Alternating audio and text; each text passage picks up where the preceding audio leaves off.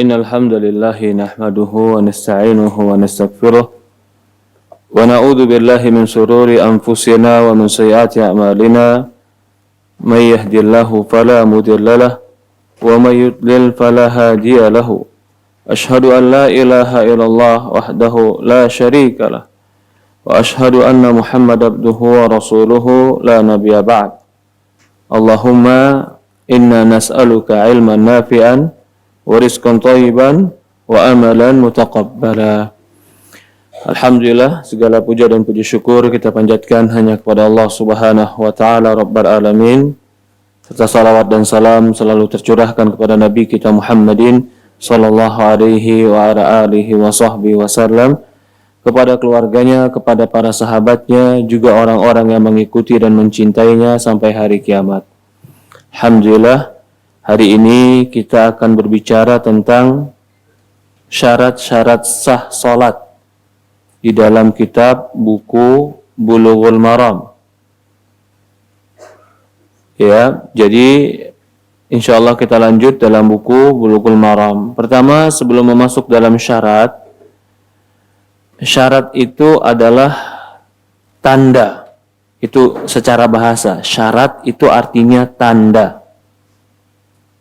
Karena dia menjadi tanda terhadap yang disyaratkan. Jadi kalau mau tanda-tanda sholat kita diterima, ya syarat-syarat sholat dipenuhi.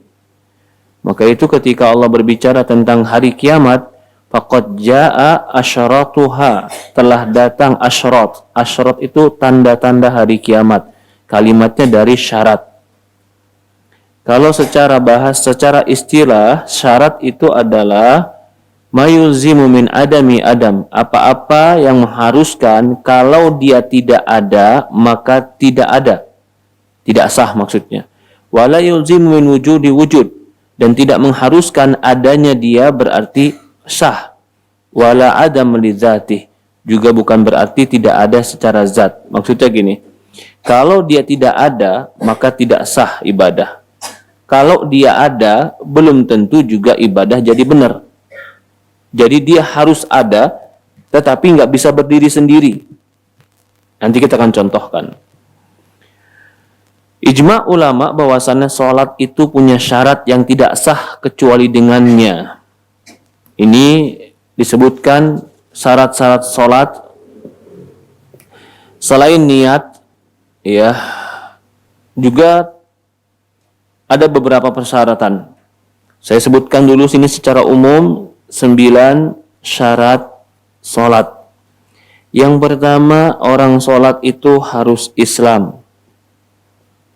Kalau dia nggak Islam, pura-pura Islamnya seperti orang munafikun yang mereka sholat juga di depan Rasulullah tapi sholatnya munafik, riya, maka ini sholatnya tidak sah.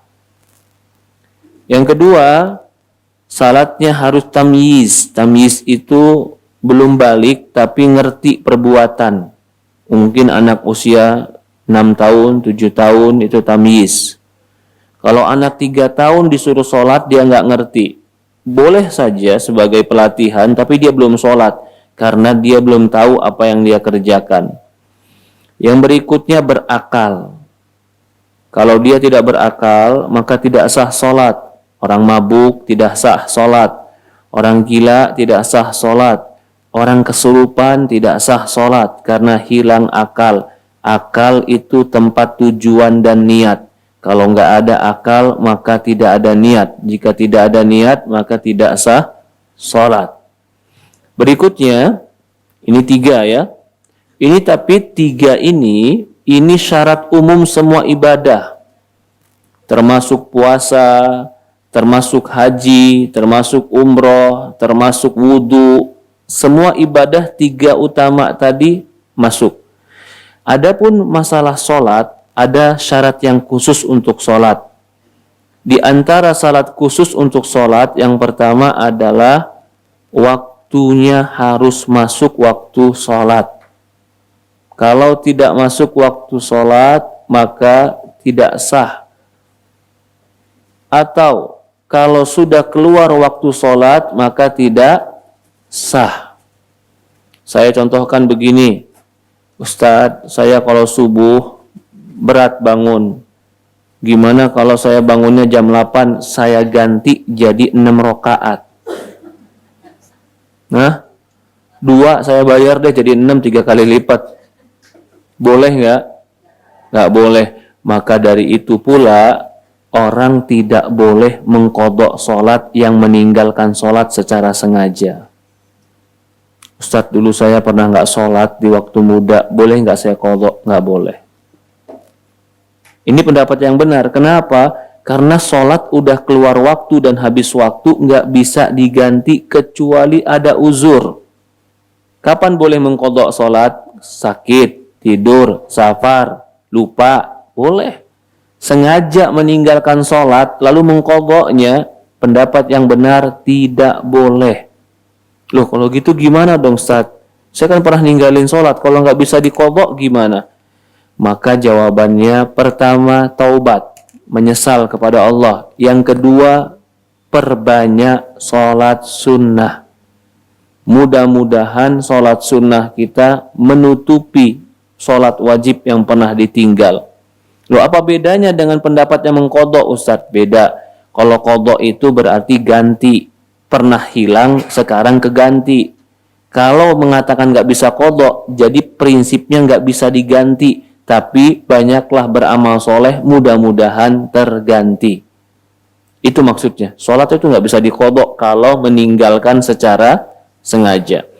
Maka harus di waktunya. Nanti kita akan bahas waktunya. Ya, begitu juga suci dari hadas. Suci dari hadas maksudnya tidak haid, tidak nifas, tidak junub. Ini suci dari hadas. Tidak juga buang air kecil atau buang air besar. Yaitu maka dikatakan toharoh ada 2. Ada toharoh dari hadas, ada toharoh dari najis. Toharoh dari hadas maksudnya tidak haid, tidak nifas, tidak junub. Toharoh dari najas maksudnya tidak ada najis, suci dari najis. Yang berikutnya, tutup aurat. Ini syarat. Kalau orang sholat nggak tutup aurat, maka tidak sah. Nanti kita akan bicara apakah dan bagaimana batasan aurat wanita. Ya. Yang berikutnya, syarat sah sholat menghadap kiblat. Ini yang keberapa? 7. Secara umum 7. Tapi kalau untuk sholat khusus ini adalah 5. Harus menghadap kiblat. Yang keenam, niat. Itu syarat niat itu. Yang ketujuh atau yang berikutnya ya ini. Ini 6 ditambah 3 jadi berapa totalnya? 9. 3 yang pertama. Saya ulang 3 yang pertama, Islam, tamyiz, berakal. Ini sebenarnya 3 ini syarat semua amal, ibadah. Masuk khusus dalam sholat ditambah waktunya, bersih, toharoh hadas, toharoh najis, tutup aurat, ngadap kiblat, dan niat.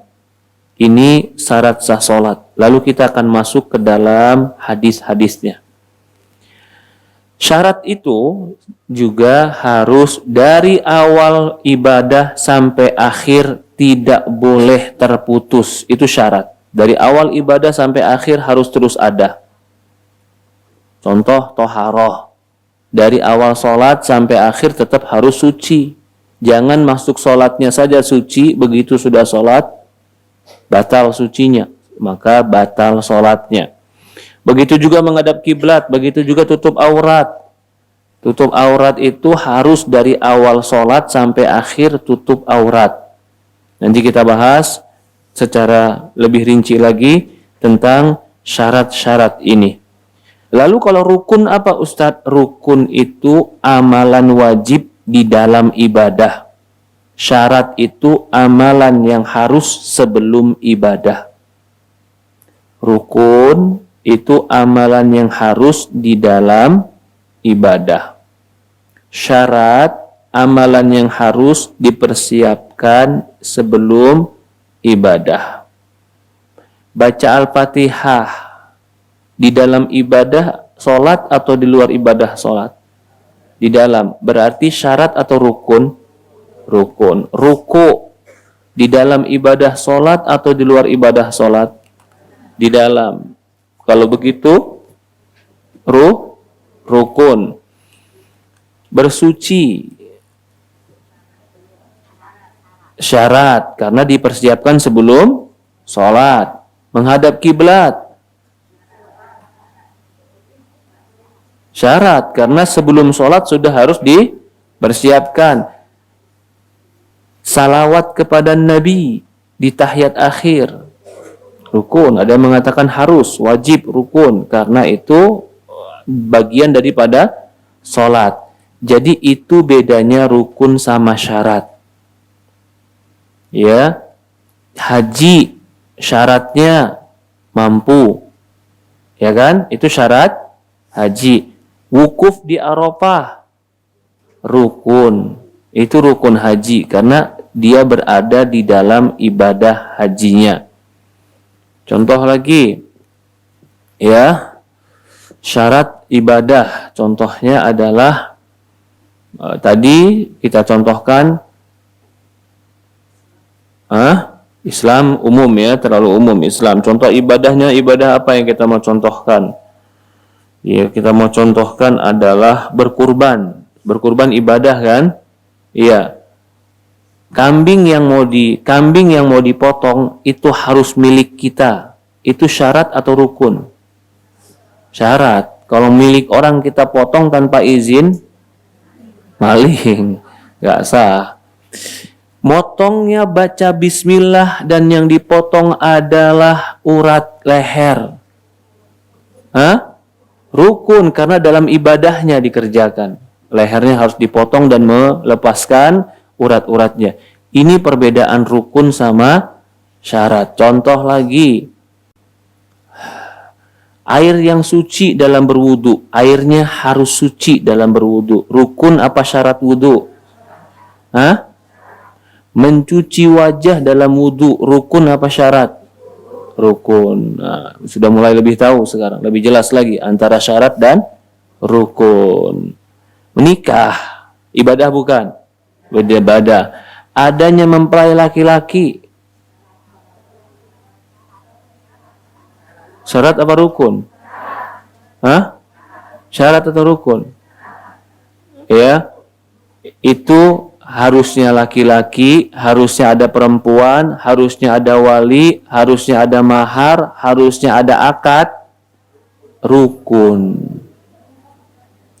Syaratnya apa? Sama-sama muslim. Perempuannya Islam, laki-lakinya Islam. Atau laki-lakinya Islam, kalau perempuannya non-muslim selama ahlul kitab, sebagian mengatakan bisa. Tapi itu adalah syarat. Wali itu rukun. Rukun, kalau nggak ada wali nggak sah nikah. Akad itu rukun. Akadnya apa? Akadnya nikah. Berarti jelas akadnya, menikah. Ya. Kemudian mahar. Itu juga rukun, harus ada. Walaupun sebagian mengatakan syarat. Yang rukunnya penyerahan mahar. Harus dilafatkan. Walaupun tidak kontan, boleh. Itu perbedaan syarat dengan rukun. Di setiap ibadah ada syarat, ada rukun. Saya tanya yang lebih susah lagi. Mengucapkan la ilaha illallah ibadah bukan? Ibadah. Syarat la ilaha illallah. Atau rukun dulu. Rukunnya apa? Rukunnya dulu. Rukun la ilaha illallah itu adalah yang terkandung di dalam la ilaha illallah. Itu rukun.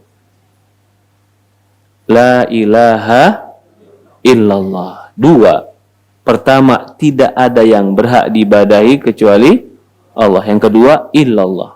Hanya Allah yang disembah. Maka rukunnya nafi wal isbat. Jangan ada yang disembah dan sembahlah hanya Allah. Itu rukun. Syaratnya disebutkan para ulama ada sekitar 7 syarat la ilaha illallah. Ilmun yakinun wa ikhlasun wa siddiqun wa mahabba wa inqiyadu wa qabulaha. Contohnya adalah ilmu. ngerti apa yang diucapkan, itu syarat. Jangan sampai dia bilang la ilaha illallah tapi dia nggak ngerti apa yang dia ucapkan. Maka bisa jadi ucapannya tidak diterima. Kita baca hadisnya. An Ali bin Talqin qala Rasulullah sallallahu alaihi wasallam idza fasa ahadukum fi sholati falyansarif wal yatawadda wal yu'id salatah. Rawahu khamsah wa Ibnu Hibban. Dari hadis Ali bin Talq, dia seorang sahabat ya dari Bani Hanifah.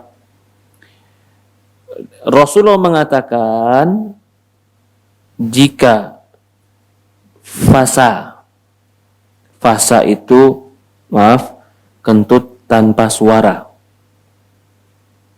itu namanya fasa. Tapi kalau bahasa Arab itu luar biasa, kentut tanpa suara ada namanya, kentut pakai suara ada namanya gitu. Ya. Dort itu kentut pakai suara, suaranya gede, itu dort namanya. Kalau fasa itu berarti keluar angin tanpa suara. Jika idza fasa ahadukum fis shalat, jika salah seorang kalian keluar angin dalam salatnya, falyansarif, batalkan salatnya. Falyatawadda, hendaklah dia wudu. Falyu'id salat, ulang salatnya. Di sini jelas kentut bukan saja membatalkan salat tapi membatalkan wudu. Kalau wudunya batal, pasti salatnya batal. Maka di sini pemahamannya suci itu adalah syarat sah salat. Suci adalah syarat sah salat. Dia harus wudu. Pertanyaannya lebih dalam lagi. Kata para ulama di sini sebelumnya kita bahas dulu. Adapun keluar angin dari dubur, maka itu membatalkan wudu dan membatalkan salat, ijma para ulama.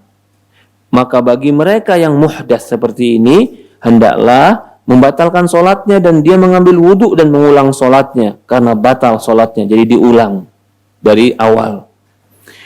Diharamkan barang siapa yang punya hadas di dalam solat dan dia terus melakukan solat, wa yutimmuha walau suriyan. Nah, ini dia nggak boleh menyempurnakan sholatnya walaupun cuman sekedar surian, gambarannya aja. Maksudnya gimana nih? Dia keluar angin, mau ngebatalin soft penuh, banyak orang. Ya udahlah, pura-pura sholat bareng dulu aja. Itu kata para ulama nggak boleh.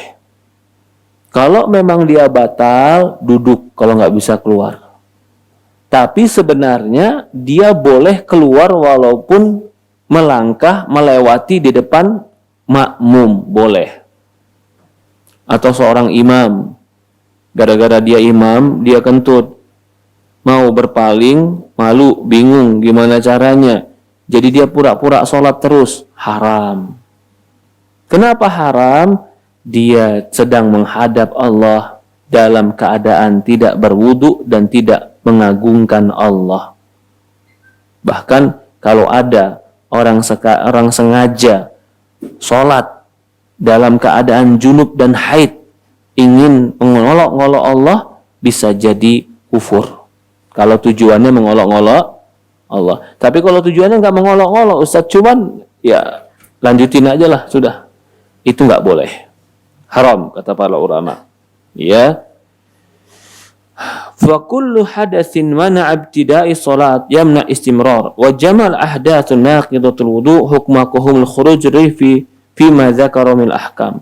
Semua hadas yang membatalkan wudu hukumnya sama seperti keluarnya angin. Ya.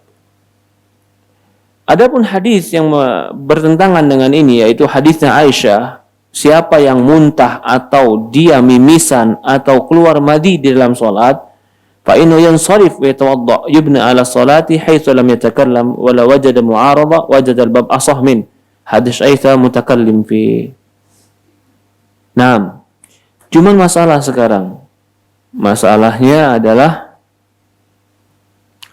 bagaimana kalau nggak keluar angin, atau maaf, nggak kecium bau, juga tidak bunyi suaranya, tapi kayaknya kentut.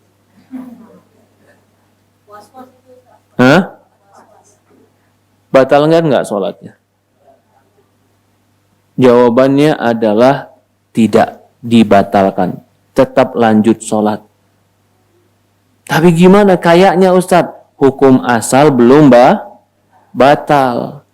Begitu dia bergerak lagi, ternyata benar Ustadz, ada suaranya yang kedua. Berarti suara itu bukti angin benar-benar keluar. Karena kadang-kadang yang cuman bergerak di perut belum tentu sampai luar.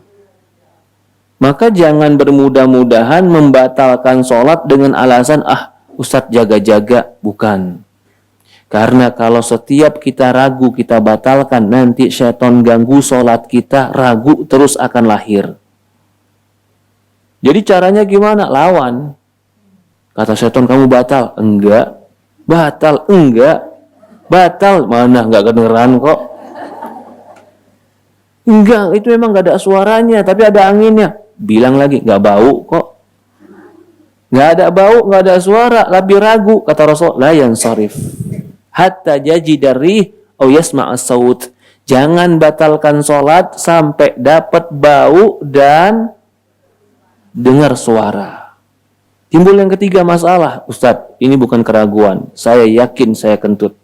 Tapi memang nggak kecium baunya dan nggak kedengeran suaranya. Gimana kalau kayak begitu? Hah? Tapi yakin, bukan was-was ini. Batal. Jangan langsung dicari-cari baunya. Kemana ya? Baunya nggak ya? Jangan. Udah, pokoknya kalau udah yakin, udah. Jangan dicari-cari baunya. Kapan kita mencari bau? Ketika kita ragu. Maka kita harus bukti. Ketika tidak ragu, saya udah yakin, berarti kan nggak ragu. Ngapain lagi cari bukti? Permasalahan berikutnya, Ustadz, tadi kan ijma ulama, kalau keluar angin dari dubur, kalau keluar dari depan batal nggak? Disitulah ikhtilaf ulama.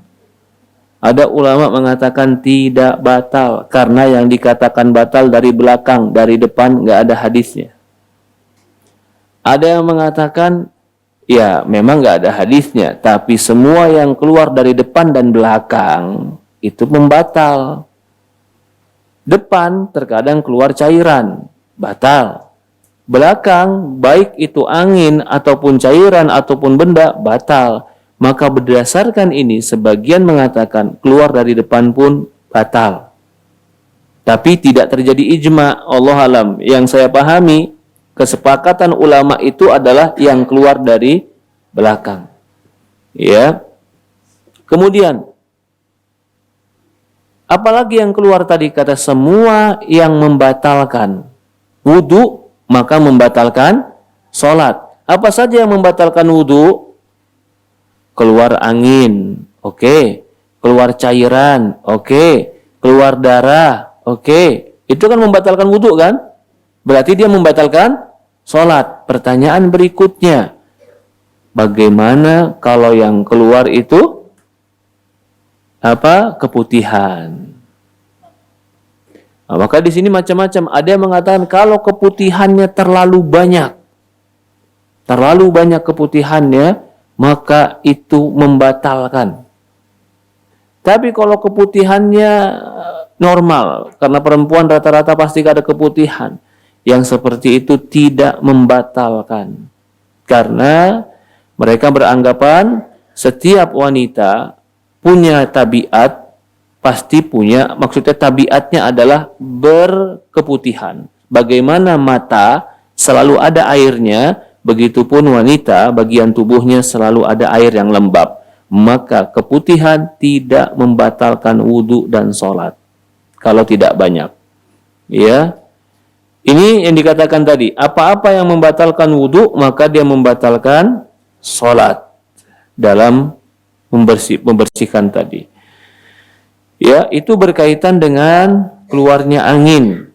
La yansarif hatta yasma'a sauta aw yajida rih. Jangan dia batalkan sampai dia mendengar suara atau mencium bau. Dalam hadis yang lain dari Aisyah radhiyallahu anha berkata, Nabi SAW bersabda, La yaqbalullahu salata haidin illa bi khimarin. Rawahu khamsah wa Nasa'i wa Sahih Ibnu Khuzaimah. Ini berkaitan dengan tutup aurat. Kalau tadi suci, sekarang berkaitan dengan tutup aurat. Allah tidak akan menerima salat wanita yang haid. Maksudnya yang sudah usia balik. Allah tidak akan terima salat wanita yang usia balik illa bi khimar, kecuali menggunakan khimar. Khimar itu adalah jilbab. Itu namanya khimar. Kenapa dikatakan khimar?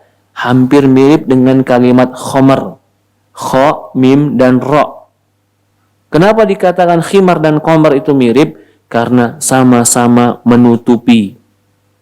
Kalau khomer menutupi akal, kalau khimar menutupi kepala sampai bawah. Jadi itu namanya khimar.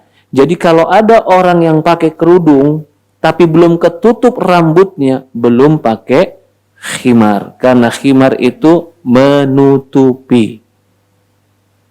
Pakai kerudung, tapi masih kelihatan jambulnya. Nah, itu belum tutup aurat namanya. Salatnya tidak sah. Ustadz siapa bilang nggak sah? Saya lihat orang banyak begitu. Di mana? Di Madinah. Orang India salat begitu semua, Ustadz. Itu bukan dalil. Jangan berdalil sama orang India. Bahkan harusnya kita nasihatin dia. Itu salat tutup rambut, tutup tangan, tutup kaki. Mereka udah pakai celananya celana panjang, celananya di atas mata kaki, kelihatan sedikit betisnya, bajunya cuma sampai paha, lalu pakai kerudung, habis itu sholat. Dia kira sholat sesuka hati dia, ya subhanallah. Yang penting saya sholat, iya yang penting kamu sholat, tapi belum tentu Allah terima. Ini kejahilan, ini kebodohan, ya. Jelas hadis ini, la yaqbalullah salat haid illa bil khimar. Allah tidak akan terima, tegaskan. Allah tidak akan terima salatnya orang yang sudah haid kecuali pakai khimar. Khimar itu tidak kita bilang tadi yang menutupi kepala sampai badan. Di dalam hadis ini maka disebutkan di sini al-khimar jam'uhu khumur bi kasr kha wal fath yuqal khammaru syai' aqdha. Dikatakan khammaru syai', dia khammaru sesuatu yaitu menutupinya. Fatakhmir taqtiyah, maka khamar itu artinya menutupi, khimar. Khimaru mar'ah ladzi tukti bi ra'sah wa unuqah. Maka khimarnya mar'ah itu ada yang menutupi kepala dan leher, juga ini apa? Tengkuknya. Ini menutupi itu. Itu namanya khimar. Di dalam hadis ini ada beberapa faedah. Yang pertama, orang haid tidaklah sholat. Tidak sah sholatnya dalam keadaan haid. Tapi maksud di dalam sini tidak akan diterima sholat yang haid, maksudnya orang yang sudah balik. Orang yang sudah balik itu harus lebih serius sholatnya. Kalau anak kecil, ya belum balik, dia masih kelihatan rambutnya sesekali, itu nggak mengapa.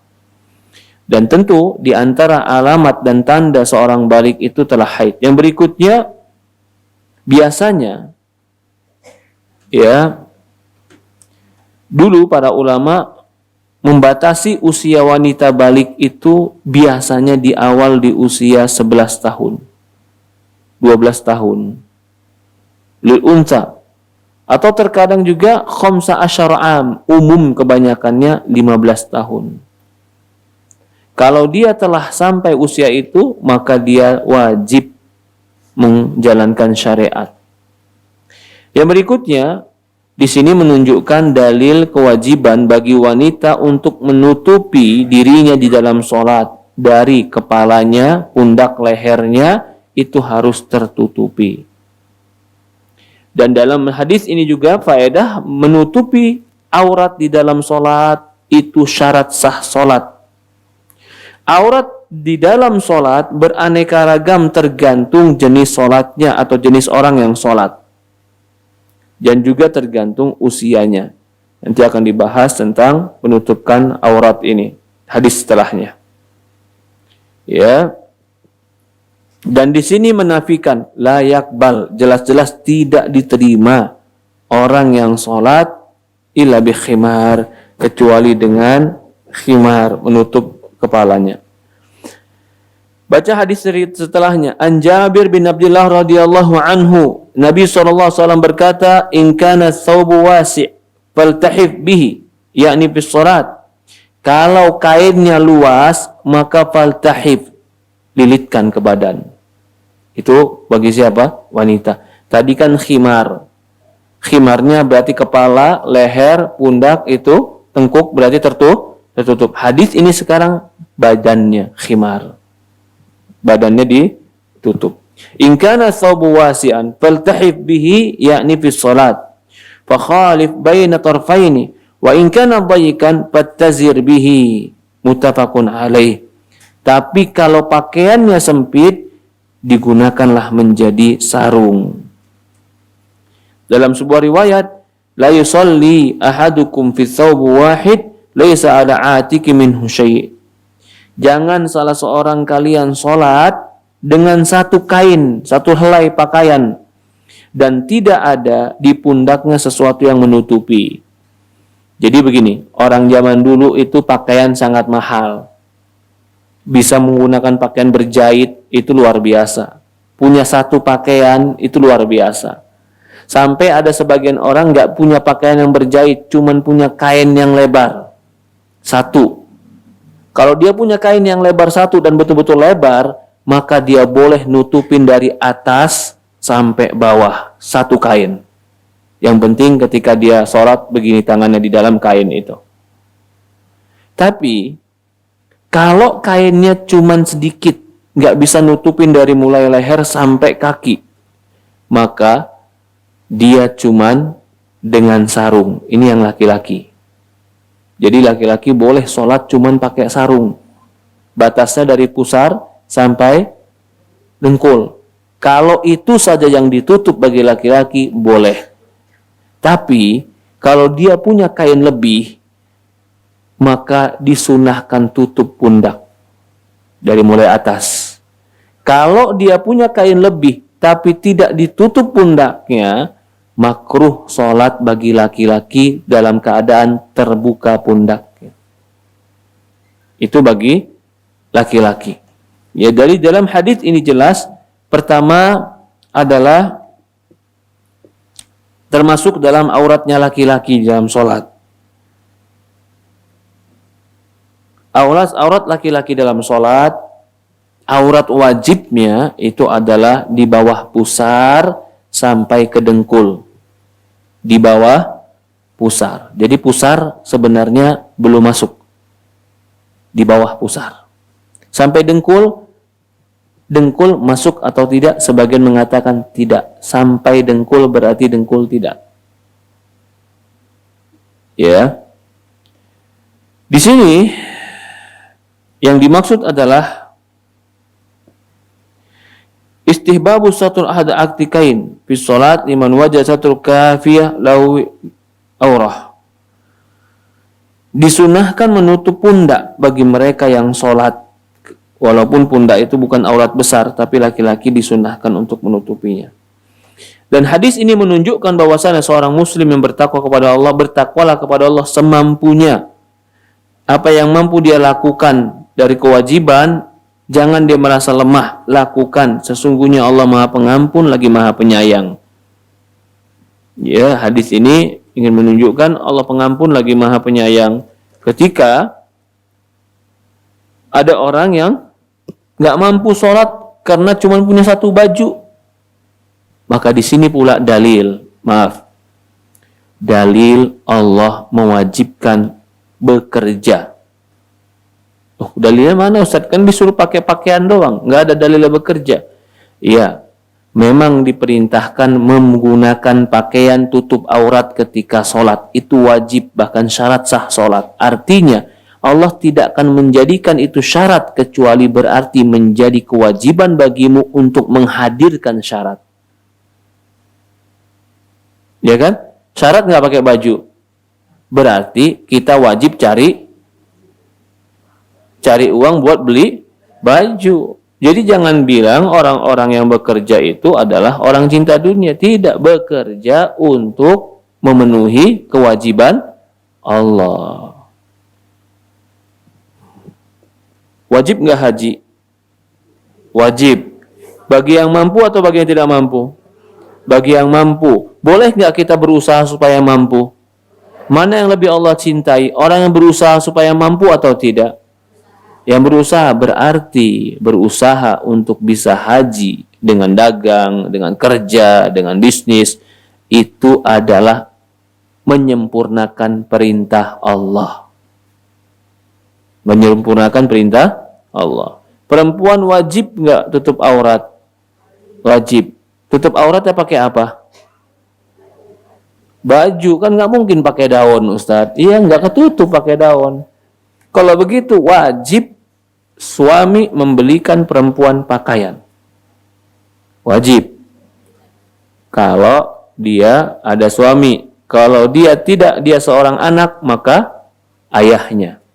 Ayahnya wajib membelikan kepada dia pakaian. Pakaiannya apa, Ustadz? Apakah pakaian yang cukup menutupi aurat? Itu. Jadi di sini dalil bahwasannya, ya, kembali, harusnya, berkata Imam Nawawi, tidak ada khilaf di antara ulama bolehnya sholat dengan satu kain saja. Tapi ijma ulama, sholat dengan dua kain lebih afdol. Maksudnya buat laki-laki.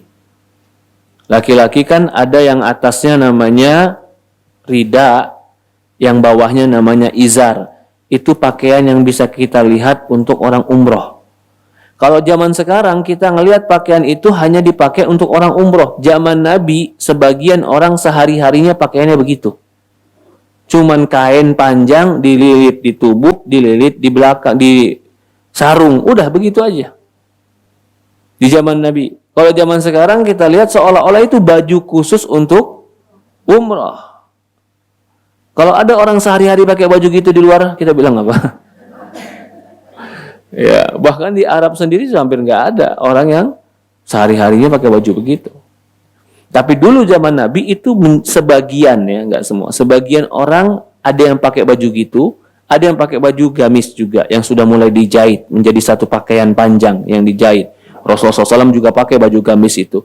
Ada juga yang sudah mulai pakai celana, sirwal. Sudah mulai juga. Tapi karena keterbatasan teknologi di zaman itu, maka mereka kalau punya kain cukup dililitkan di badan. Cukup dililitkan di badan. Kemudian, ya Bani Adam, Allah berfirman juga surat Al-A'raf ayat 31, Ya Bani Adam, khudu zinatakum inda kulli masjidin. Wahai Bani Adam, ambillah perhiasan kalian setiap kali ke masjid. Di sini Allah Subhanahu wa taala memerintahkan laki-laki kalau mau ke masjid tutup aurat yang benar. Pakai pakaian yang cocok, yang pantas di dalam sholatnya. Berkata Syekhul Islam, afdal min qumis sarawil min ghairi haja ila izar warida. Pakaian yang terbaik sebenarnya adalah komis. Komis itu gamis yang langsung nyambung satu. Kenapa? Karena pakaian ini pakai sirwal juga. Jadi pakai baju seperti saya ini, komis namanya. Setelah itu di bawahnya pakai celana. Itu kata Ibnu Taimiyah yang terafdol. Kenapa yang terafdol? Karena itu nggak membutuhkan lagi sarung, juga nggak membutuhkan selendang atas. Maka Rasulullah SAW ketika ditanya pakaian apa yang dia sukakan, dia mengatakan komis. Simple sebenarnya. Pakai langsung, bawahnya juga langsung celana. Lah beda dengan tadi, pakaian yang umroh tadi. Yang atas namanya rida, yang bawah namanya izar. Jadi seolah-olah ada batasan. Kadang-kadang bisa terbuka aurat. Walaupun bukan aurat besar ya laki-laki, punggung atau badan atau perut kadang-kadang terlihat. Maka itu pakaian yang paling disuka Rasulullah SAW, qamis. Alasannya kenapa? Ibnu Taimiyah berpendapat karena itu lebih menutupi aurat, lebih sempurna. Jadi laki-laki lebih baik pakai pakaian yang menutupi aurat dengan sempurna. Sama juga seperti itu juga perempuan. Ya. Berikutnya dikatakan juga wala yaqra fi thawb yasturu ma yajibu satruh. Lama su'in salati fi thawb wahid faqala awal kulli minkum thawban.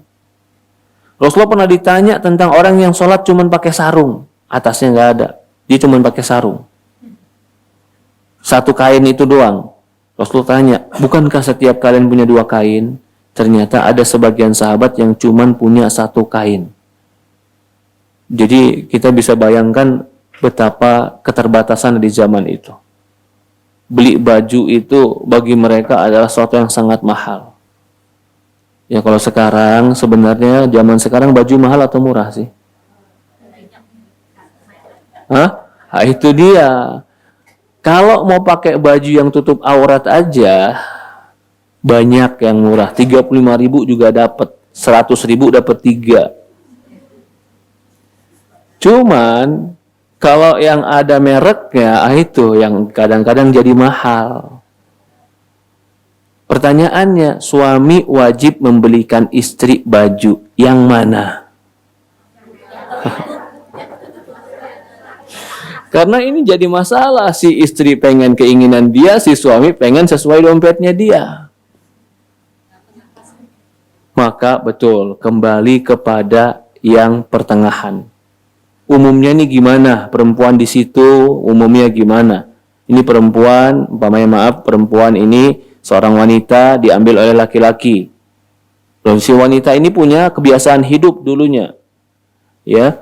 Oh, lihat kakaknya, lihat ibunya, lihat kerabatnya. Oh, dia dulu dibesarkan seperti ini. Maka dia boleh minta kepada suaminya seperti apa yang pernah dia dibiasakan oleh keluarganya. Seperti itu.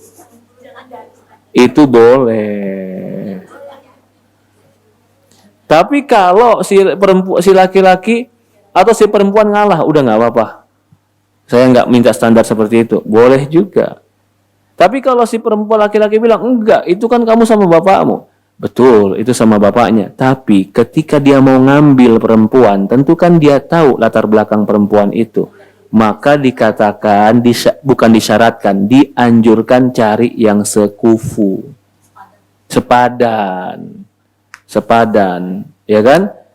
Oh, si istri biasa beli tas yang harga 10 juta. Si suami beli motor aja 5 juta. Nggak pernah lihat tas yang 10 juta. Kan kalau kayak begitu susah nanti akhirnya. Nggak nyambung. Nggak sekufu.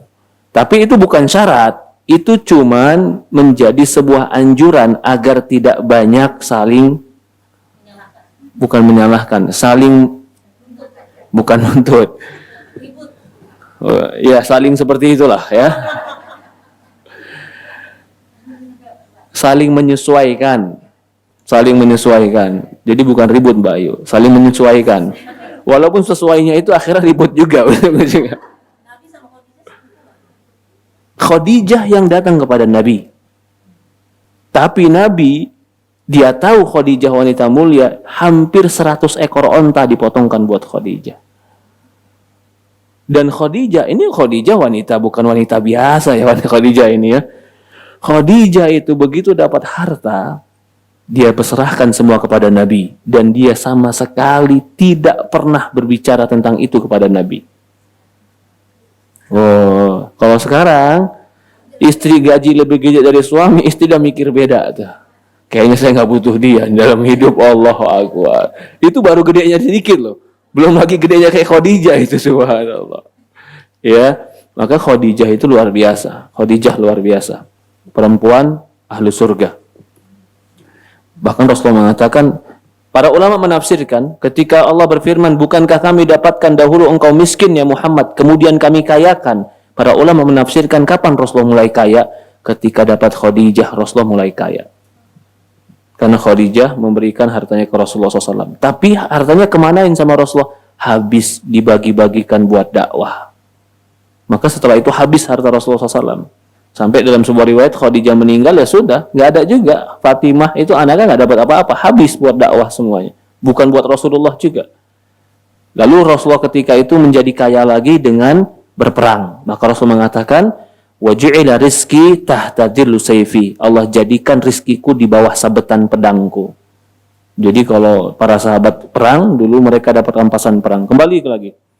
Sekarang khilaf ulama atau masalah perselisihan ulama. Ulama bersepakat disyariatkannya menutup bagi laki-laki pundaknya dalam sholat. Apa? Dan diperselisihkan tentang wajibnya. Kalau disyariatkan, oke. Tapi wajib nggak laki-laki nutup pundak? Maka pendapat Imam Ahmad, mereka berpendapat wajib salah satunya saja. Nggak dua-duanya. Di dalam sholat, kalau dia mampu punya kain. Ya, yang sahih dalam berkata para ulama dalam kitab lain, dalam mazhab bahwasannya menutup salah satu pundak itu syarat di dalam sholat, wajib, dan ini jumhur para sahabat. Sebagian berpendapat zalika kamalu akhdhi zina, karena itu termasuk sempurna dalam mengambil perhiasan, baik adab di depan Allah Subhanahu wa taala.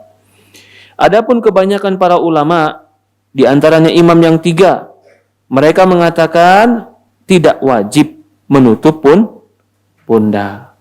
Bagi laki-laki ya ini. Maka kalau orang-orang yang tawaf, sholat, pakai baju ihram, kan kita nggak biasa pakai baju ihram itu. Kayaknya ribet. Ya, belum lagi kedodorannya, belum lagi atasnya, begitu. Maka itu Ibnu Taimiyah mengatakan afdol pakai gamis. Gamis itu langsung terjahit, begitu, langsung tidak mudah terbuka, tersingkap auratnya. Anau la yajibu satur aurat illa satur. Tidak diwajibkan kecuali hanya menutup aurat besar. Adapun 2 pundak itu bukan aurat. Jadi jelas sebenarnya betul pundak, dada, punggung, perut sampai pusar laki-laki bukan aurat, tetapi adab dan etika untuk ditutup. Adab dan etika untuk ditutup. La yusalli ahadukum fi thawbi wahid laisa ala atiki minhu syai'. Adapun hadis yang mengatakan jangan kalian sholat dengan satu kain yang tidak menutupi atik ini pundaknya, jangan kalian sholat kecuali tutup pundaknya. Jumhur mengatakan larangan di sini bukan haram, tapi larangan di sini makruh, tapi tetap sah sholatnya. Ya. Adapun Imam Ahmad berpendapat kalau sholat sunnah ya boleh terbuka pundaknya. Kalau nggak sholat sunnah wajib, maka harus wajib ditutup. Kemudian, ya, hadis berikutnya. An Ummu Salamah radhiyallahu anha, anha sa'alatin Nabi. Ummu Salamah tanya kepada Nabi sallallahu alaihi wa ala alihi wa sahbihi wasallam. Siapa ini Ummu Salamah? Istri Nabi sallallahu alaihi wasallam. Apa kata Nabi? Apa kata Ummu Salamah radhiyallahu anha? Ini kisah Ummu Salamah juga kisahnya luar biasa ini. Dia bersama Abu Salamah dan akhirnya dia menikah dengan Nabi sallallahu alaihi wasallam. Ketika itu Ummu Salamah punya 4 anak yatim. Ketika Rasulullah SAW melamar dia, Ummu Salamah mengatakan, ya Rasulullah, wanita mana yang tidak mau, tapi aku ini punya 4 anak yatim dan aku ini wanita yang pencemburu, kata Ummu Salamah. Maka kata Rasulullah ketika itu, adapun anakmu maka Allah yang akan mencukupkannya, adapun cemburumu aku akan doakan kepada Allah agar Allah hilangkan kecemburuanmu. Ternyata doa Rasulullah ijabah, hilang cemburu dari Ummu Salamah radhiyallahu. Cemburunya akhirnya wajar lah. Yang tadinya dia mungkin sangat pencemburu Ummu Salamah ini. Ya. Atusalli mar'a fi dar'il wal khimar bi ghairi izar, qala idza kana dar' sabighan yughatti dhuhuru qadamaiha. Ini penting nih. Ditanya, ya Rasulullah, apakah perempuan boleh sholat dengan darok? Darok itu pakaian jubah, ya, pakaian tutup atas nih. Dan tadi kita bilang, kalau di atas namanya rida, darok pun begitu. Dan khimar, khimar itu apa? Tutup kepala. Ya, jilbab lah kita bilang. Karena kalau diasumsikan selendang nanti takutnya ya cuman kerudung. Ya, jilbab. Tanpa pakai sarung ya Rasulullah. Boleh enggak? Maka Rasulullah mengatakan, kalau darok, pakaian atasmu itu besar sampai menutupi kedua telapak kakimu, boleh. Jadi walaupun satu kain dari atas sampai bawah menutup sampai telapak kaki perempuan dan di atasnya ada jilbab, boleh dia sholat. Tapi kalau atasnya ini pendek, maka di bawah harus pakai sarung. Di sini pun dalil perempuan itu boleh pakai pakaian yang terpisah. Apa itu? Pakaian atas sama pakaian bawah. Boleh sebenarnya. Jadi tapi afdol kalau dari atas sampai bawah semuanya satu. Tidak terpisah. Karena semakin terpisah, semakin ada kemungkinan terbentuk atau tersingkap. Tapi kalau dia mau pakai, Ustadz saya pakai jilbab. Habis itu pakai baju atas sampai paha. Habis itu pakai sarung sampai telapak kaki. Lalu saya mau sholat. Tertutup sampai pergelangan. Jawabannya sah sholat. Boleh. Jadi pakaian yang biasa dipakai, kalau pakaian yang bisa dipakai untuk mukenah kan cuma dua. Jilbab sama rok bawahan. Kan begitu kan? Nah, tapi kan pasti dalamnya perempuan pakai lagi. Ya, karena kalau tidak ketika mengangkat tangan khawatir terlihat. Ya. Jadi kalau dia pakai jilbab lalu jubah saja, lalu dia sholat, sah sholatnya. Lalu di sini pembahasannya ditanya, Rasulullah dikatakan yughatti duhuru qadamai, menutupi telapak kakinya. Pertanyaannya, apakah telapak kaki itu syarat untuk ditutup atau tidak? Ini hadisnya. Yughatti duhuru qadamai, tutuplah duhur. Duhur itu telapak kakimu yang nampak. Tapi hadis ini sebagian ulama mengatakan dhaif. Maka menutup telapak kaki bagi wanita diperselisihkan kewajibannya. Tapi wajib wanita dia menjulurkan pakaian sampai bawah. Paham? Sampai bawah? Ya, karena Rasulullah pernah ditanya, ya Rasulullah SAW, bagaimana perempuan? Naikkan sejengkal, turunkan sehasta. Pakaian perempuan. Sejengkal itu 15 cm, sehasta itu sekitar 30 cm. Nah, di zaman itu Rasulullah SAW sudah mengabarkan hal tersebut. Karena kalau dipahami wajibnya menutup telapak kaki, apakah wajib wanita menggunakan kaos kaki dalam sholat? Jawabannya tidak. Tidak wajib. Tapi dia harus menutupi mata kaki dan bawah mata kaki. Adapun telapaknya itu diperselisihkan ulama.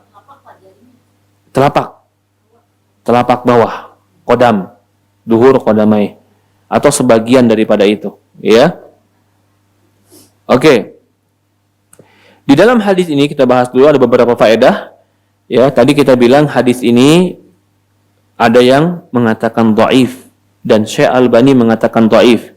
Artinya yang menjadi titik poinnya adalah menutup telapak kaki. Itu poinnya. Adapun perempuan pakai khimar, tutup badan, itu banyak hadis selain hadis ini.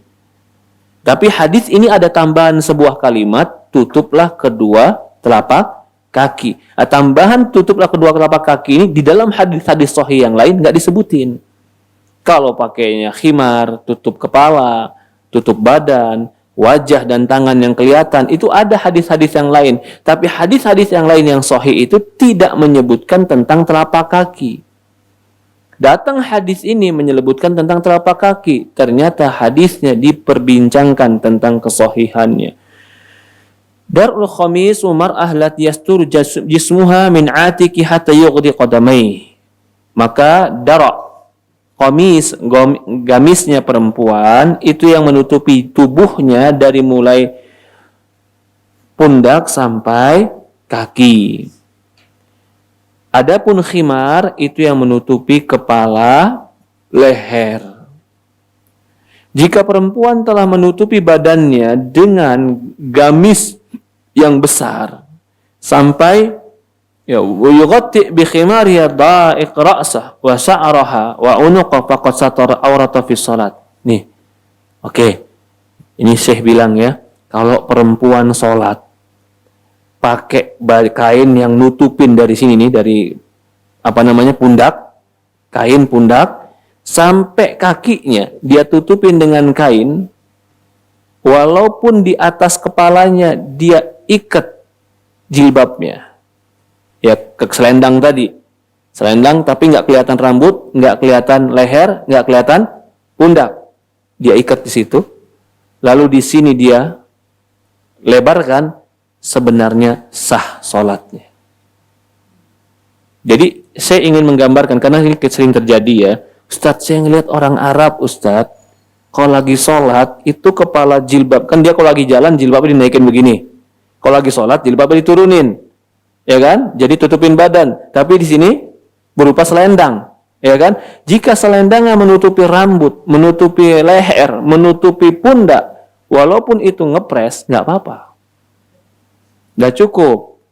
Tapi mereka kalau keluar, diapain? Dinaikin. Pernah lihat baju yang seperti itu kan? Dinaikin. Jadi dari mulai kepala sampai kaki, semuanya satu bahan. Tapi, iya, baju Iran, sebagian baju orang Iran. Nah, tapi kalau mereka sudah sholat, dibuka itu. Turun ke bawah sampai sini. Jadi tinggal kerudungnya saja.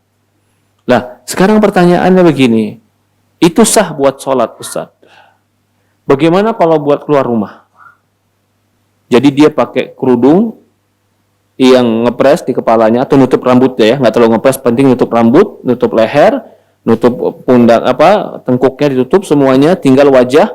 Tapi di sini dari mulai bahu sampai bawah lebar. Boleh atau tidak? Hah? Boleh atau tidak?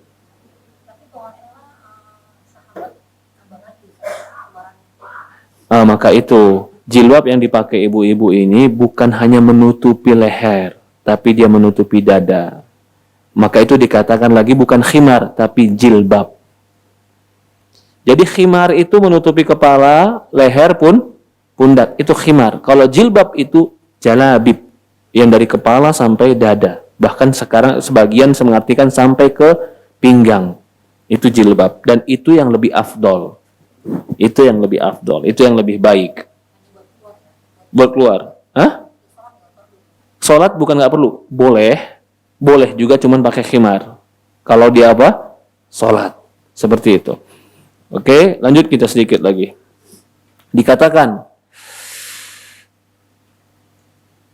sebentar.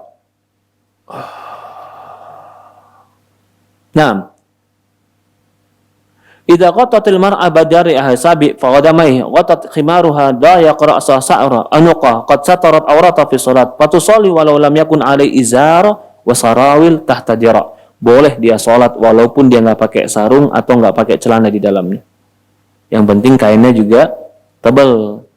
Jangan pakai kain transparan. Pakai mukena transparan, habis itu enggak pakai dalaman, enggak boleh. Nggak boleh seperti itu. Yang dimaksud sini pakaiannya tebal. Fa in qadamail mar'ah min awratiha fi shalat yajibu satruhuma fa in badaya ahaduhuma aw hiya qadirah ala satrihima lam tasih salata sayati khilafu dzalik. Syekh berpendapat telapak kaki wanita aurat. Kalau dia nampakkan maka bisa jadi nggak sah salatnya. Tapi ini ada khilaf. Wajah perempuan di dalam salat bukan aurat. maka boleh dia buka wajah. Bahkan lebih afdol dia membuka wajahnya di dalam sholat dibanding dia tutup wajah. Kecuali dia berpendapat wajib dan ada laki-laki, maka dia tutup.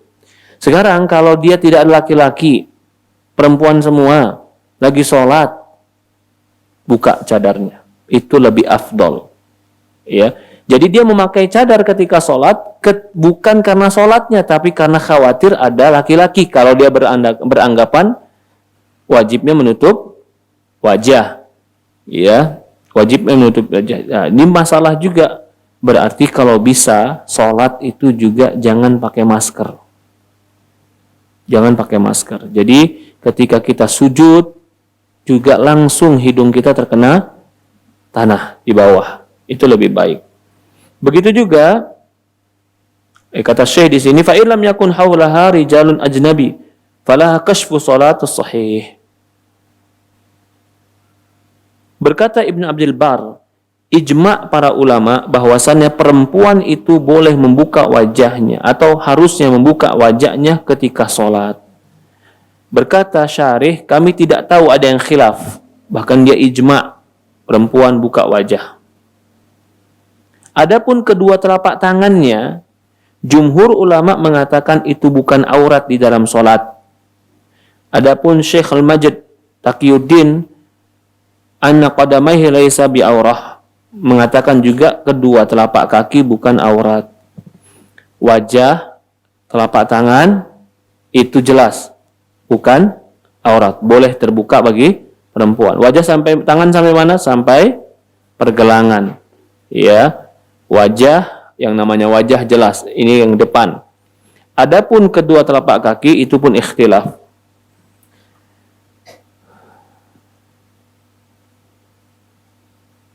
Ya, adapun selain daripada tiga itu, maka dikatakan aurat ijma' para ulama. Jadi yang diperselisihkan itu cuma telapak kaki.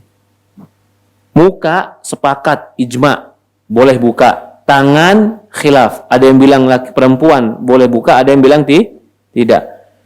Yang lebih lagi khilafnya adalah telapak kaki, perempuan buka atau tidak. Cuman tiga ini aja. Lebihnya daripada itu, perempuan semuanya adalah aurat, ijma', sepakat para ulama tentang masalah hal tersebut. Bukan, jadi kalau begitu, bagaimana pakaiannya? Satu, tebal. Dia tutup pakai jilbab, dia tutup pakai pakaian tadi yang kita bilang mukennah, tapi tipis. Dia kalau tipis harus pakai baju dalam mempertebal. Yang kedua, tidak membentuk aurat. Berpakaian tapi bentuk benar auratnya, itu namanya berpakaian tapi telanjang. Dan itu tanda-tanda hari kiamat. Ya, maka dari sini kalau ditanya, Ustadz, saya mau sholat tapi pakai celana, nggak pakai sarung, perempuan. Tapi celana saya tebal bahannya, nggak tembus pandang. Tapi celana saya nggak ngepres amat, tapi agak dombrang, tapi tetap kelihatan kaki dan bentuk paha. Apa namanya? Kulot. Tidak sah sholat pakai kulot. Tidak sah. Kalau kulotnya di dalam setelah itu pakai sarung ya jelas boleh ya. Kulotnya di dalam, walaupun nggak ada laki. Walaupun nggak ada laki. Begitu pula perempuan ketika ihram. Ketika ihram, pakaian perempuan itu harus sama seperti pakaian sholat dia. Maksudnya dalam kriteria menutup ya. Sama. Karena sebagian perempuan-perempuan yang ihram saya lihat pakai celana yang kayak tadi itu. Celana kulot ya tadi ya namanya. Itu nggak boleh. Tetap dia harus, kalau dia cuma nggak bawa apa-apa, ya bawa kayak sarung. Dalamnya celana, boleh seperti itu. Ya, ini berkaitan dengan perempuan. Jadi yang boleh dilampakkan itu apa?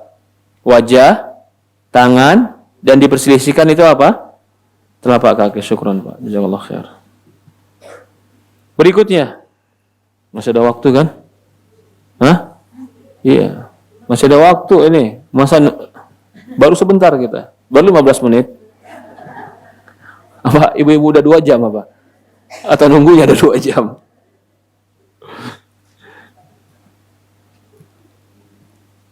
Wa in qadamal mar'a, na'am, lanjut lagi. Wajah perempuan bukan aurat. Loh, di dalam salat ya. Adapun di luar salat maka aurat dari pandangan laki-laki.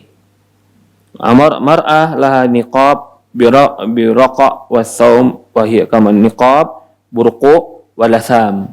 Ada yang namanya niqab, ada yang namanya burqu, ada yang namanya lasam. Ini semuanya penutup wajah, tapi beda-beda. Kalau niqab itu dari nuqub, seperti kutub. Khimar yasturu wajhul mar'ah. Jadi dia nutup kepala, sekalian langsung nutup muka. Itu namanya niqab. Ada burqu.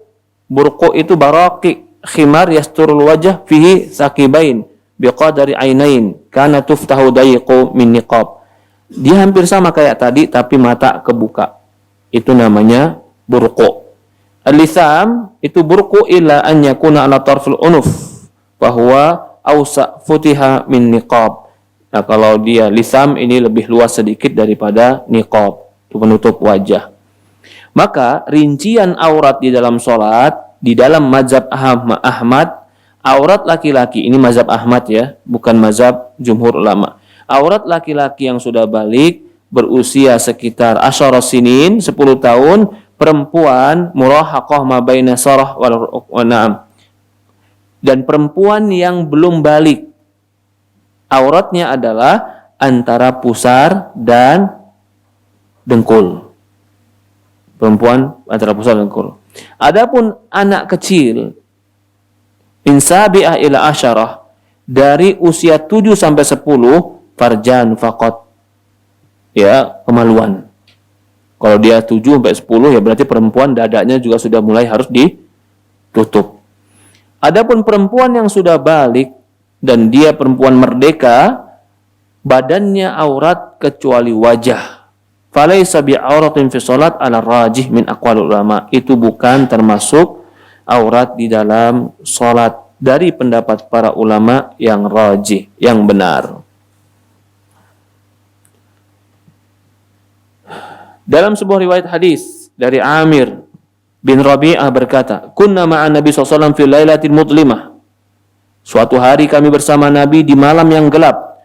Fashtakalat alaina qiblah. Kami bingung di mana arah kiblat. Ini masuk lagi syarat berikutnya, menghadap kiblat. Jadi menutup. Tadi kita udah berbicara tentang syarat pertama harus bersih dari hadas.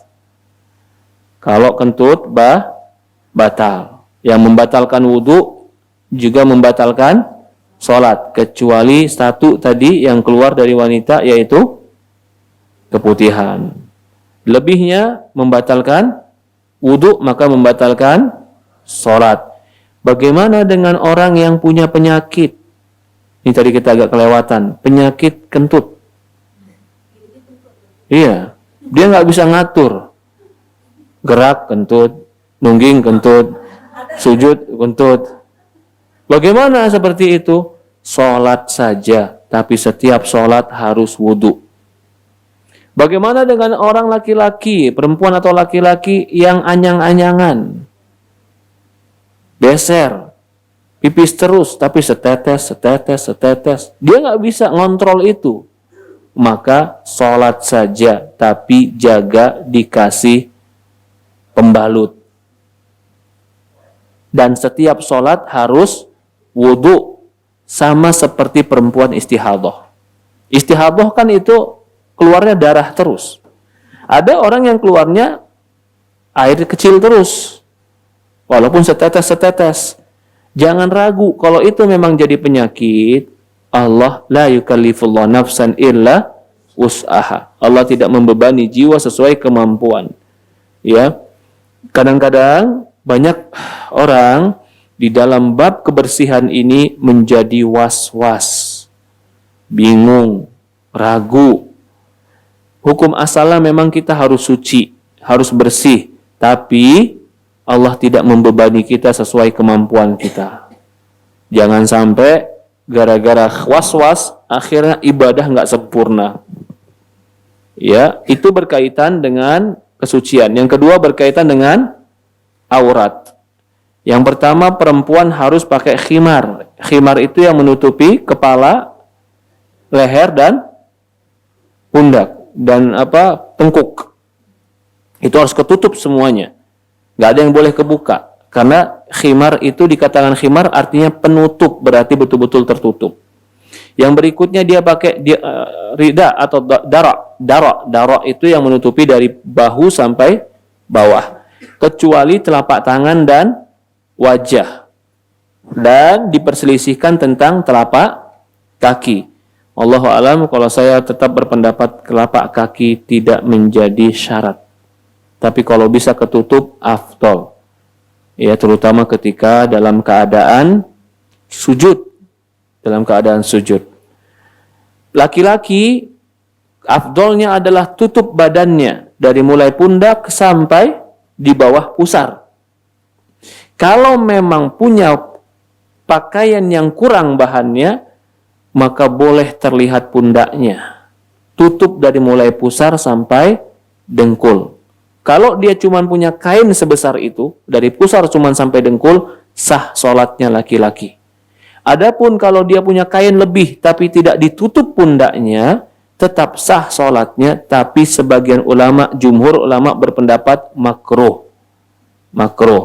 Itu yang berkaitan dengan aurat. Anak kecil lebih bebas, kalau ini yang berkaitan dengan laki-laki dewasa dan perempuan dewasa. Jadi kita tadi berbicara tentang 6 syarat sah sholat, tapi yang 2 sudah kita bahas. Yang satu adalah suci, yang kedua adalah tutup aurat.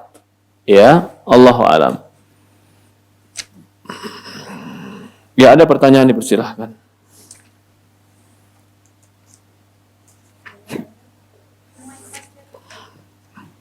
Berikutnya nanti kita akan membahas tentang menghadap ke kiblat.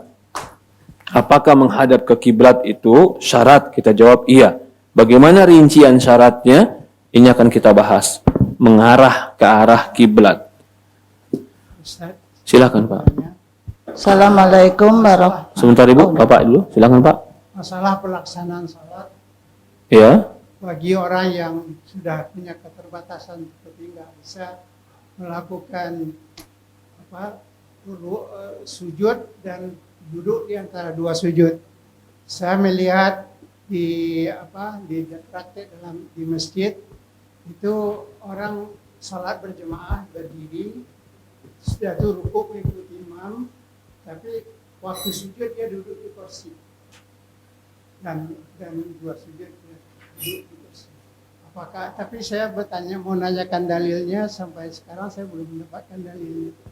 Kalau yang saya pernah dengar, kalau Nabi di masa tuanya dia sholat duduk, sujudnya lebih rendah daripada rukuknya. Itu yang saya baru tahu. Oke. Jadi pertanyaan Bapak begini. Ada orang karena keterbatasannya sholat harus duduk. Oke? Ketika dia duduk, maka dia duduk dari awal sampai akhir. Ketika dia mau ruku, ya isyaratnya lebih. Ketika dia mau sujud, lebih lagi daripada ruku. Begitu, Pak, ya? Ada orang sekarang tidak. Dia tetap berdiri, tapi ketika ruku, dia duduk. Waktu ruku juga. Waktu sujud, dia duduk. Pertanyaannya, mana dalilnya? Karena Rasulullah SAW dalam sholatnya adalah pernah suatu hari di akhir hayat Rasulullah SAW, Rasulullah sholatnya duduk. Enggak dia berdiri kemudian duduk. Maka jawabannya, Rasulullah pernah sholat berdiri awalnya, kemudian di pertengahan duduk. Pernah.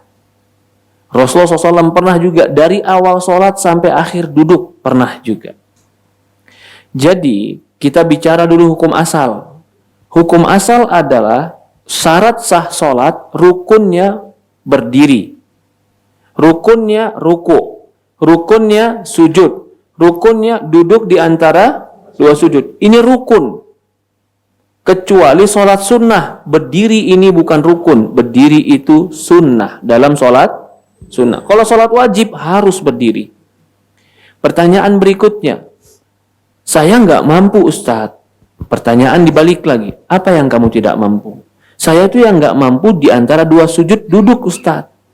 Ya berarti semua yang rukun yang mampu tetap dikerjakan. Kan yang tidak mampunya cuman duduk di antara dua sujud. Berdiri mampu nggak? Berdiri, kerjakan. Oh, Rasulullah kok dari awal dia sudah duduk. Penyakitnya bukan karena dia tidak mampu di antara dua sujud, memang dia nggak mampu berdiri. Bahkan ketika dia berdiri dia jatuh pingsan Rasulullah SAW, sehingga dia duduk dari awal sampai akhir. Contoh, saya punya penyakit umpamanya pinggang. Kalau ruku nggak bisa, kalau sujud nggak bisa, kalau berdiri bisa. Apakah saya sholat dari awal duduk atau saya berdiri?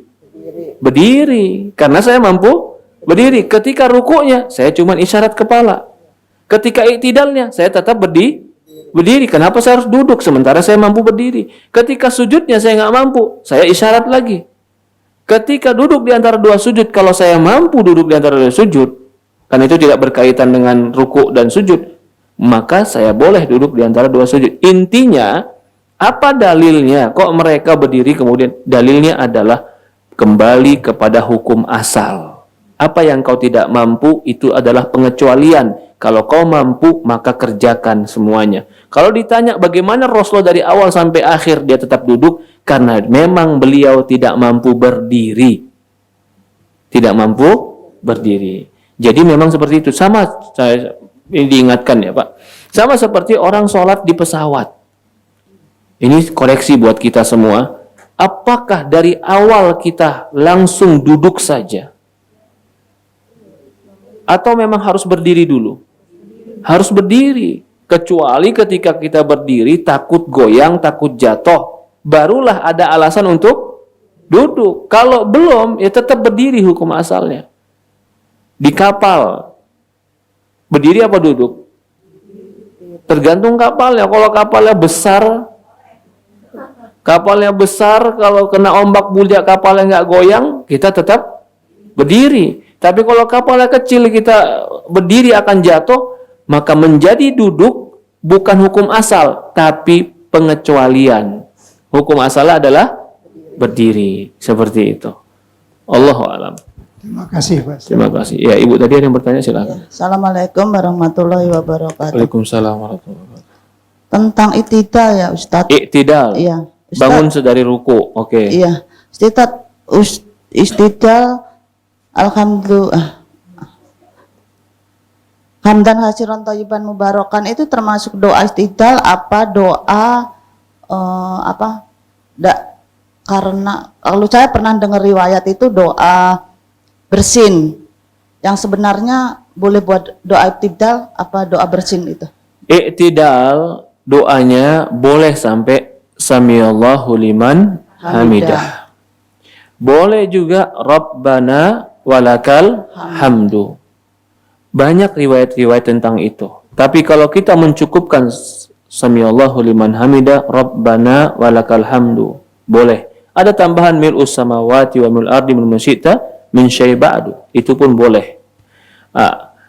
Adapun yang Ibu bacakan tadi, ya Allahu alam, adakah riwayatnya? Tapi saya mengatakan bukan berarti tidak ada, perlu diperhatikan lagi. Tapi memang doa iktidal itu enggak satu. Ada beberapa doa iktidal. Ya, Pak. Boleh dilihat nanti di dalam buku Syekh Albani dalam kitab Sifat Salat Nabi, adakah doa itu? Ya, karena saya tidak pernah menggunakan doa itu ketika iktidal. Ya seperti itu. Ya saya dengar dari Ustadz ulama sunnah katanya itu doa, bukan enggak ada riwayatnya doa buat iktidal. Doanya waktu itu sahabat bersin. Oh begitu. Gitu.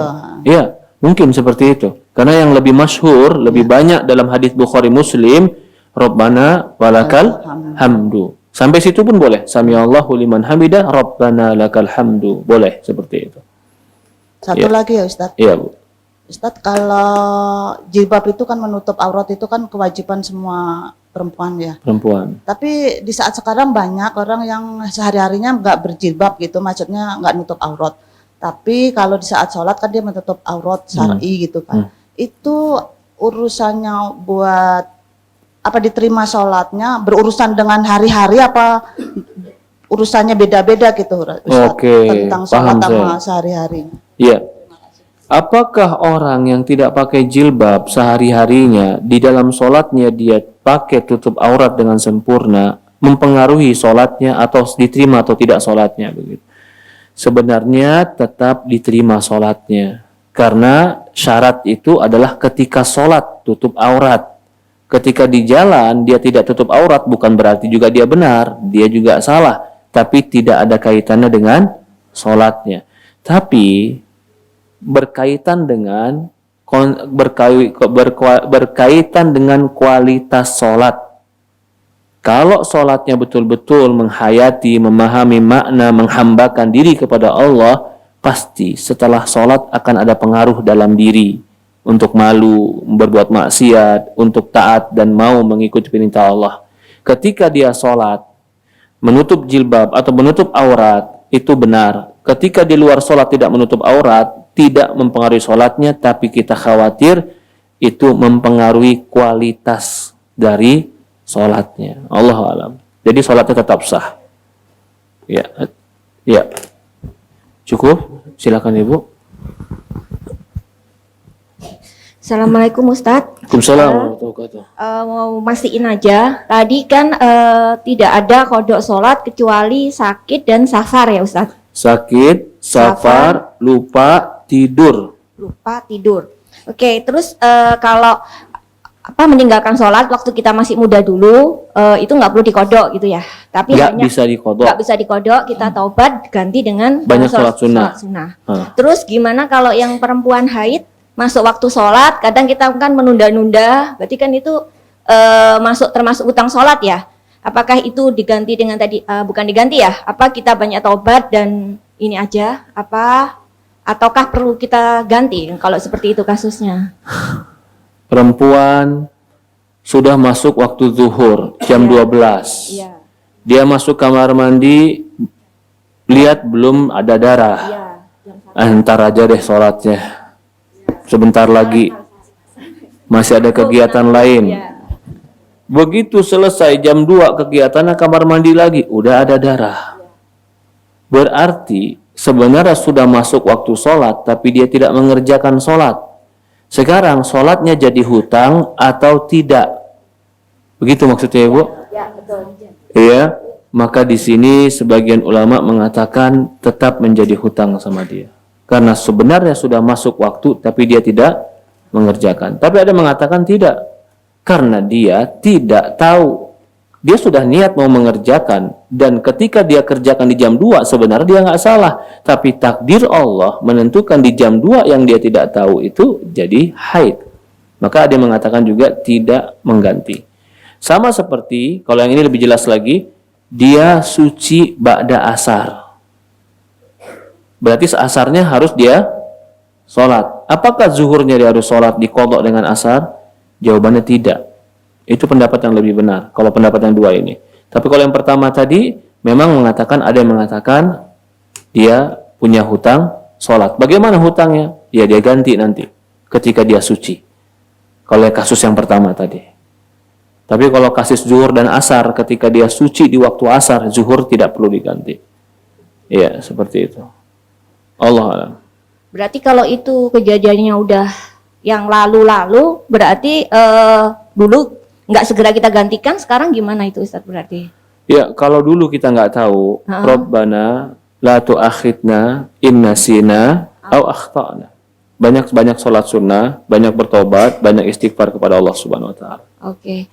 Ya. Terima kasih. Terus satu lagi, kalau yang pas kita tahiyat itu yang menggerakkan jari, itu apakah ada ini? Ya, itu khilaf ulama, adakah menggerakkan jari atau tidak. Nanti kita akan lewat hadisnya. Kalau saya selama ini tidak pernah menggerak-gerakkan jari. Ya, apakah yang menggerakkan jari salah, Ustadz? Ya, ada hadis juga yang mereka anggap sahih. Ya, kalau saya selama ini lebih cenderung kepada pendapat tidak menggerakkan jari. Wallahu a'lam. Ya dari awal. Dari awal. Atahiyatulillah, dari isyarat itu dari awal, bukan ketika syahadat saja. Cukup? Silakan satu lagi. Assalamualaikum Ustadz. Saya Assalamualaikum. mau tanya mengenai jilbab perempuan untuk sholat. Kita itu seringkali kalau bepergian kan baju kita sudah siap untuk sholat. Tapi terkadang masih ragu yang di wajah bawah dagu itu loh Ustadz, gimana ya?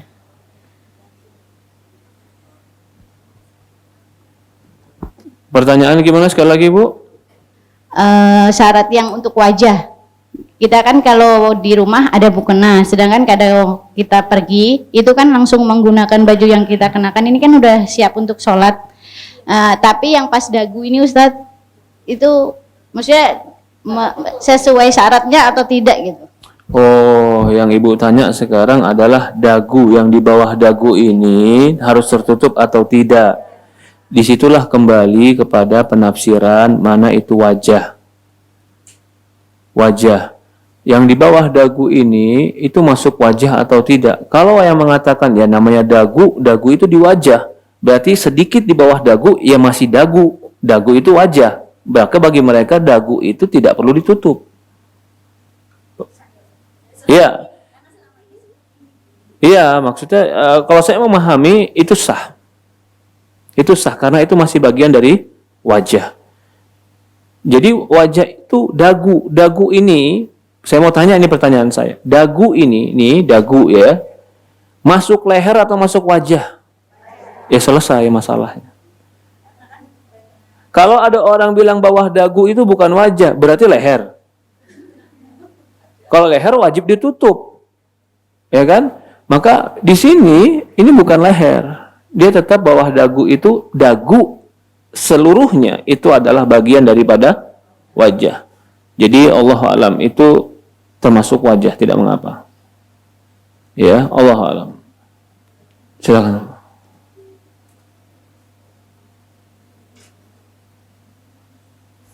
Assalamualaikum Ustaz. Assalamualaikum warahmatullahi wabarakatuh. Ini Ustaz, kalau misalnya kan kita udah bersuci ya Ustaz ya. Udah bersuci, udah gitu kita udah sholat nih, sholat zuhur. Nah tiba-tiba pas mau asar saya kan keluar lagi ya Ustaz. Sholat zuhur, sudah sholat. Udah sholat. Asar keluar lagi. Iya, keluar lagi.